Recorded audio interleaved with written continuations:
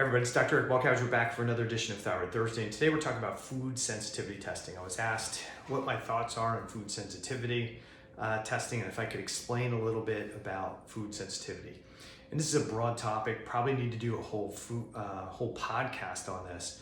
I want to give you some general information, some of my thoughts about food sensitivity testing, all right? So one of those things that you got to keep in mind is there's a lot of controversy regarding food testing and whether we should be doing it, whether it's accurate or not accurate. So there's going to be a lot of opinions on this. The other thing we need to consider is that there's lots of available tests to look for food allergens, food sensitivities,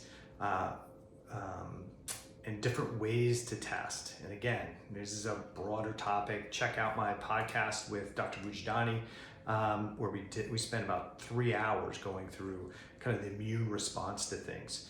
So here's some things I want you to consider. There's really 3 different things that we talk about when we talk about reactions to food. Food allergies, food intolerances, and then immune reactions to foods. And even though we throw these terms around and sometimes use them interchangeably, I want you to understand what these are and maybe the difference on how you might want to check for things. So food allergies are almost an immediate reaction to some a food when you put it into your body or into your mouth. We have this thing called oral tolerance, and essentially we put food in our mouth and the immune system kind of monitors those foods and food proteins pretty quickly to say, is this a danger to me or is this not a danger to me? And if the immune system thinks it's a danger to you, then you might get an almost immediate reaction to these types of foods. This is what we call an IgE response, and it's going to be immediate. The person may get hives, wheezing, anaphylactic type response. This can be pretty severe. It could be life-threatening. It's not typically caused by a lot of foods, but we talk about the big 8: milk and dairy, wheat, eggs, peanuts, crustaceans, tree nuts, and soybeans all tend to create an allergic IgE response. And again, this is almost an immediate response. Within minutes or hours, this person's going to have a reaction or response to it. A lot of people, when they have gut-based issues, go to somebody who does food allergy testing, and they find out they don't have any food allergies, yet when they eat foods, they don't feel well, and it creates problems for them. But they probably don't have food allergy testing, which is why they're not showing up positive on a food allergy test, but they probably have food immune reactions, which is a total different type of test. When we're looking at allergy responses, typically you're going to go to your doctor and they're going to do this kind of skin prick test. But when we want to look at immune-driven reactions, we're actually looking at IgA, IgG antibodies to foods in the blood. That's typically how we test it. So that's food allergies. The next thing we need to talk about is food intolerances. And this is not an immune-driven process typically. This is usually secondary to not having the enzymes to break down certain components within a food. Lactose intolerance is probably the most common one I can think of, where some people just lack the enzymes to break down lactose. And so when they eat it, they get some GI symptoms. They can occur anywhere from 1 to 72 hours post-meal. And usually those symptoms are mostly GI: cramps, pain, nausea, bloating, gas, diarrhea. Your body has an almost a short-term, kind of immediate-ish type of response to these things, and it tries to get these things out of the system.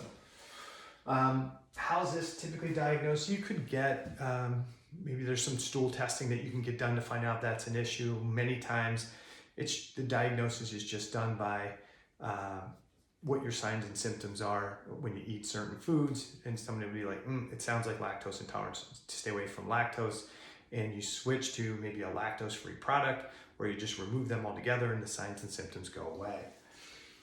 what we typically see creating more challenges in people is immune reactions to foods, okay? And that means when they eat a certain food, um, their immune system is reacting to that food as if it's a problem or an issue, but it's not that immediate reaction, it's more of a delayed reaction.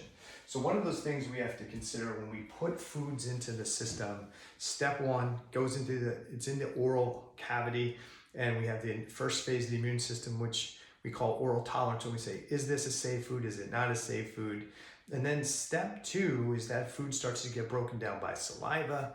That starts to break it down. Then it goes into the stomach, and when acid further breaks that food down, and then the digested food, what we call chyme, moves into the intestinal system, or bile acids and digestive enzymes further break the foods down.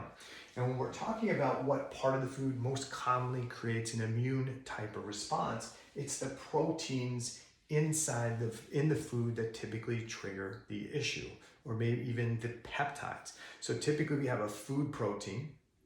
That food protein breaks down into a smaller chunk. We call those peptides. And then those peptides are broken down into smaller pieces we call amino acids. And it should be the amino acids that cross the GI tract and get into the body proper. But because of poor digestion and something called leaky gut or intestinal permeability, undigested food proteins, more likely food peptides, can cross the immune barrier, cross the GI tract where they shouldn't be, and a good chunk of the immune system sits on the opposite side of that GI tract. And if you have regular transport of undigested food peptides crossing the GI barrier versus the amino acids, the immune system now might start to react to that food and start to make antibodies or an immune response to that food.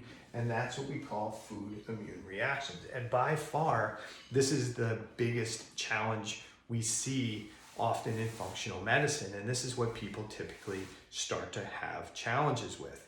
And so if you're going to look for immune reactions to food, this is typically best done by doing a blood draw and looking for antibodies to the foods. Now, should we do these? When should we do them? This is controversial as well. My thought process on looking at food immune reactions is maybe not to start somebody's care with that. And the reason for this is if you have food immune reactions, it's usually due to a number of factors, and probably a combination of factors. And if you just do food immune reactivity testing too early, you get this test done, you see you're reacting to a whole bunch of foods, and somebody says, hey, just remove these foods and you should be okay. But if you remove those foods and eat more of other foods, but still have the problems in place that cause you to develop the first food immune reactions, you're likely to again react to the new foods that you add or the greater concentration of foods you're eating. So before doing food immune reaction testing, we want to make sure that the digestive process and maybe the GI tract is in a healthier place. So biggest causes of food immune reactions is we're eating when we're stressed, we're in a hurry, we're not putting ourselves in a kind of a rest and digest state so that the body can generate stomach acid and digestive enzymes to break those foods down. The second thing we want to consider is we got to chew our food. Most people are just shoveling food in, 2 or 3 bites, swallowing. One of the best ways to reduce food immune reactions is to rest, digest, but take more time to chew your food, chew more of it, okay? Don't just chew some food for a couple bites and throw it down. 3, we want to make sure we have appropriate stomach acid. So we might want to support somebody's stomach acid and then address the reasons why their stomach acid may be reduced. 4, they may have reduced bile physiology or pancreatic enzymes dumping into the system. We may want to support that temporarily and address the cause. And lastly, they probably have increased intestinal permeability, so we'd want to address that as best we can. If we've done all those things and they still have some loss of tolerance to foods or immune reaction to foods, then we would do some of the testing. And there's lots of different tests out there. I'll share some of those things on a future Thyroid Thursday.